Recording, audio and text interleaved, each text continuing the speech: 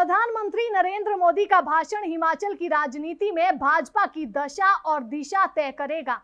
राजनेता अक्सर अपने छोटे से भाषण में बड़ी बात कह जाते हैं और कई बार तो उनका इशारा ही इतना बड़ा होता है कि पूरे प्रदेश और देश का समीकरण बदल देते हैं। और प्रधानमंत्री नरेंद्र मोदी ने इस तरह के कई भाषण अपने इस राजनीतिक जीवन में दिए हैं, जहां पर उन्होंने प्रदेशों की राजनीतिक दिशा को ही बदल दिया। और यही कारण है कि आज पूरे देश में भाजपा मजबूती के साथ लगातार कायम होती नजर आ रही है।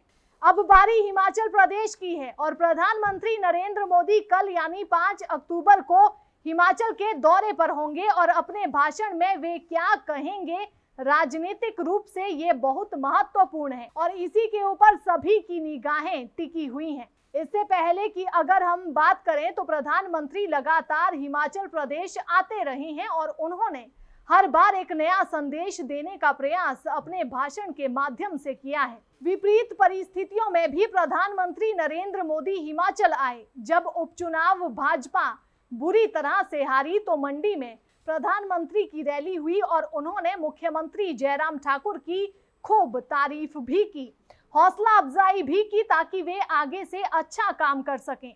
इसके बाद शिमला में उन्होंने एक बड़ा संदेश अपने भाषण में दिया और एक चर्चा भी उनके भाषण में सबसे अधिक रही, क्योंकि उन्होंने मंच से केंद्रीय मंत्री अनुराग ठाकुर का नाम उस समय नहीं लिया था। उसके बाद नरेंद्र मोदी धर्मशाला आए तो वहां पर भी उनका भाषण चर्चित रहा।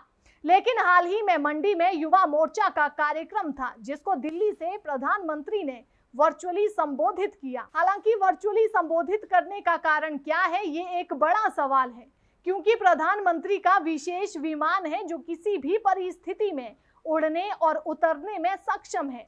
ऐसे में वे हिमाचल प्रदेश की मंडी की युवाओं की रैली में क्यों नहीं पहुंचे, इस बात की चर्चा अभी तक सत्ता के गलियारों में चल रही है।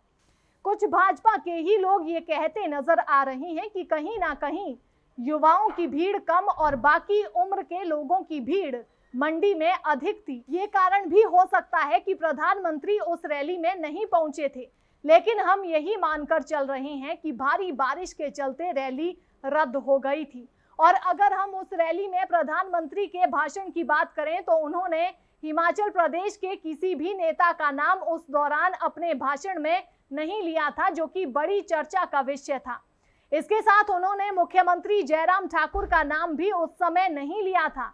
दोनों ही रैलियों में प्रधानमंत्री अकेले हिमाचल प्रदेश के दौरे पर थे।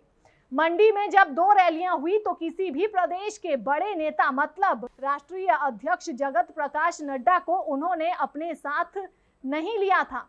अब बिलासपुर में रैली है, यहाँ पर राष्ट्रीय अध्यक्ष जगत प्रकाश नड्डा भी प्रधानमंत्री नरेंद्र मोदी के साथ रहेंगे, तो यहाँ पर भी एक बड़ा समीकरण दोनों ही नेताओं के भाषणों में देखने को मिल सकता है। एक बार फिर हिमाचल प्रदेश में इस बात की चर्चा तो छिड़ी हुई है कि हिमाचल प्रदेश में क्या सही में भाजपा मुख्यमंत्री जयराम ठाकुर के साथ ही आगे जाएगी या कुछ बड़ा होने वाला है। लेकिन इन सब के बीच में कल प्रधानमंत्री हिमाचल प्रदेश में बिलासपुर में राष्ट्रीय अध्यक्ष जगत प्रकाश नड्डा के ड्रीम प्रोजेक्ट का उद्घाटन करेंगे। मतलब हिमाचल प्रदेश को एम्स की सौगात देंगे तो लाजमी है कि एक बड़ा भाषण उनका वहां पर होगा। उस भाषण के माध्यम से वे हिमाचल प्रदेश की राजनीति को लेकर क्या संदेश देते हैं, ये देखना काफी दिलचस्प होगा। यहाँ मंच पर मुख्यमंत्री जयराम ठाकुर, केंद्रीय मंत्री अनुराग ठाकुर सहित तमाम बड़े नेता मौजूद रहेंगे। इतना ही नहीं, पूरे प्रदेश की जनता की निगाहें भी प्रधानमंत्री के भाषण के ऊपर विशेष रूप से रहेंगी कि वे किस रूप में किस नेता का नाम अपने भाषण में लेते हैं, क्योंकि अक्सर वे मुख्यमंत्री जयराम ठाकुर को एक ईमानदार और सक्षम मुख्यमंत्री बताते रहे हैं। कल प्रधानमंत्री जब एम्स के प्रांगण से पूरे देश और हिमाचल प्रदेश की जनता को संबोधित करेंगे तो क्या राजनीतिक संदेश और भविष्य की क्या लकीर वे हिमाचल प्रदेश में राजनीतिक रूप से खींच कर जाएंगे, ये देखना काफी रोचक होगा।